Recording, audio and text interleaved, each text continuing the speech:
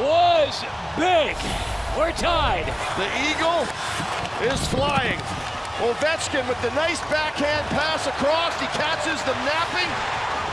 Kuznetsov's coming up out of a cannon. And boy, he five-holes Vasilevsky. It's the one area with those long legs. If he thinks they're going to try to come across him, he's getting ready for the push-off. And he just goes right through the five-hole. What a beauty goal. And